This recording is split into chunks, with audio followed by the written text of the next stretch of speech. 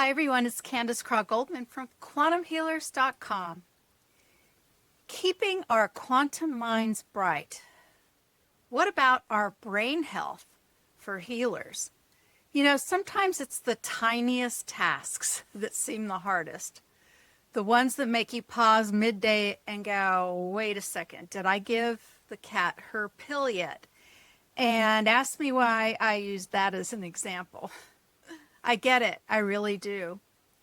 Because even for those of us who spend our lives exploring consciousness, energy, and the mysteries of the universe, we still live in these human bodies.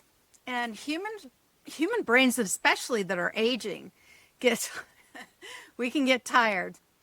And even without aging, the energies on the planet are very taxing.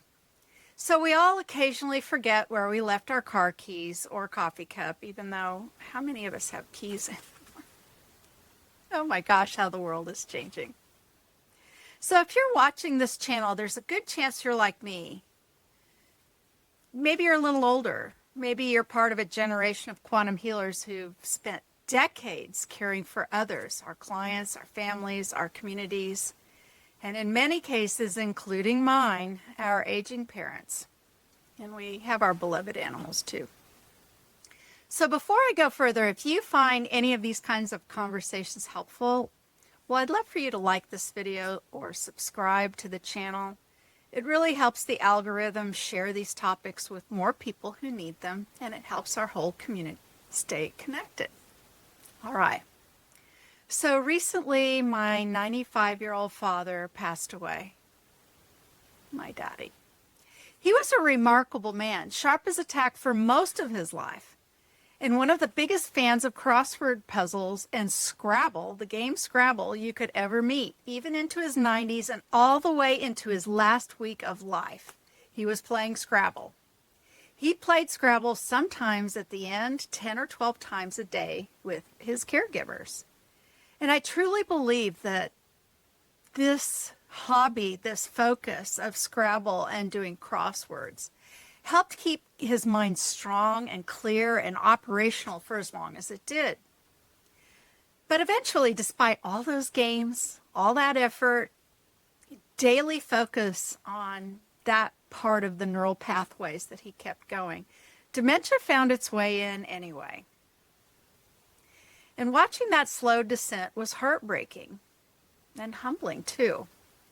Because, of course, it makes me start to ask, what can I do as I age to keep my own mind bright, flexible, and clear? And what might all of us, especially those of us walking this quantum healing path, do to nurture the physical brain that allows our spiritual awareness to shine through? Well, I've been thinking about it a lot. Now, the brain needs flow, just like energy does.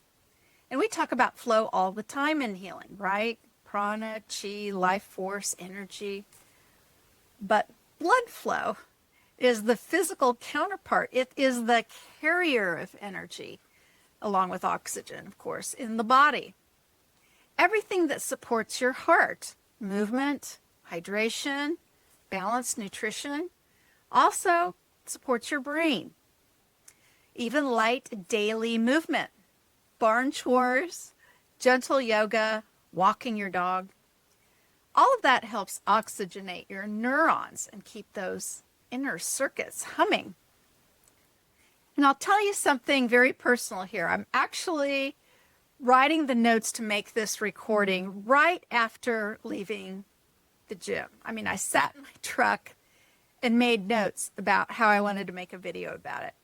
So lately I've been adding regular weightlifting and cardiovascular workouts to my own routine, really focusing on weightlifting. Not out of vanity, but because I can feel what it's doing for my mind. That clearer focus, that lift in energy, and a grounded calm that shows up afterwards, it's not just the endorphins.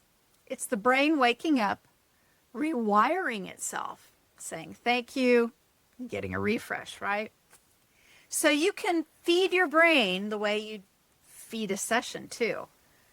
A BQH session thrives when the environment is clear, well-nourished. Your brain's the same way. There's lots of things you can do. Here's just a few off the top of my head. Omega-3s for your cell membranes, colorful foods, rich in antioxidants, MCT oil, good clean hydration with electrolytes. You can drink so much water that you dehydrate yourself. Truly, you can. So with electrolytes. And please don't underestimate the power of one of my favorite things, chocolate. Real dark chocolate. I have some every day. Chocolate is rich in polyphenols that support blood flow and mood, and most women know that. Again, ask me how I know. Actually, I was a weird kid. I didn't even like chocolate when I was younger. I watched everyone have it when I was a small child, and I just didn't understand it. It seemed bitter to me, but those days have passed. So my dad had Scrabble. Maybe you have painting or writing or learning a new language, learning a new way to edit a kind of video or software, or learning how to cook, anything at all. The key really is novelty. Got to give yourself something new to do. Learn something new, not just what's comfortable, what you're used to doing all the time. And use both sides of your brain. You can alternate between mental tasks and creative or physical ones. That's how I spend my day. I do a little bit of work, a little bit of cleaning, a little bit of barn chores, come back to work again, do a little bit of writing. I move around like that throughout the day. Not only is it good for your brain, it's good for your body. You know, some other new things you could do. You could learn to play an instrument or learn a few words in another language. And some of the smallest and easiest things to do is just switch the sides of your body when you're doing different things. Brush your teeth with your left hand. Put your shoe on the different way. You know, if you're always starting on one side, start on the other. This is natural and neural cross training. Okay, another thing that's really important is staying connected with your people, your family, your colleagues, your loved ones, and laugh often. Laughing, I can't tell you. There's a reason we've always said laughing is the best medicine. Laughing provides a certain energetic boost to you that comes in no other way. And you often laugh with friends, right? Loneliness is a risk factor for cognitive decline. And this is one real reason why I didn't put Daddy in a facility of any kind. Because he wasn't the kind that would reach out to others, and as his hearing left and as his memory left, he was never a very talkative person anyway, only to a certain group of people. But that's why he would never have lasted as long as he did here, as he would have in a facility. He just wouldn't. He would have shut down, and he would have become lonely. And I knew that the right thing was to keep him at home, even though we all had to adjust for that. But I knew he would have greater connection that way, right? And connection lights up the brain. And this connection, that's one reason I built quantumhealers.com the way I did. It's a place where practitioners can share life stories, support about situations with clients or situations in sessions, a private place that's not crawled by the search engines. And you can stay curious together without hierarchy or dogma. You can ask anything in our community. We don't censor. Our laughter, our stories, our service, those things build what neurologists call cognitive reserve. And we call it kind of community energy, right? All right, another thing, dream, sleep, and integrate. If you've followed me for a while, you know I love talking about dreams, and I had a fantastic one last night. And you know what? I didn't even remember it until I just read the word dreams right now. Because, no, I was bad. I didn't write it down in my journal. But now that I'm remembering, when I'm done recording this, I'm going to go write that down. It was a big one. Because dreams are the bridge between the physical and the quantum. I actually asked a question before going to sleep. I only just this second remembered what my dream was, because I got an answer. But dreams also serve a very practical purpose. They keep your brain clean, your emotions processed. Sometimes those jumbled, crazy dreams are exactly what that is. It's a clean out. And during deep sleep, your brain's lymphatic system literally washes away waste products, energetic and physical debris alike. So when you prioritize rest, you're not just being lazy. You're doing essential maintenance on your consciousness vehicle. All right, another important thing, reduce inflammation inside and out. It's easy to focus on and rely upon supplements, but sometimes the simplest steps matter the most. And you've heard all of these before, but allow me to list them again. Avoid the heavily processed foods. I know. I open up some chips every once in a while too, but only avocado oil and non-GMO products. No more seed oil. That's really bad for your inflammation. Try to keep your gut happy. Always spend time in nature.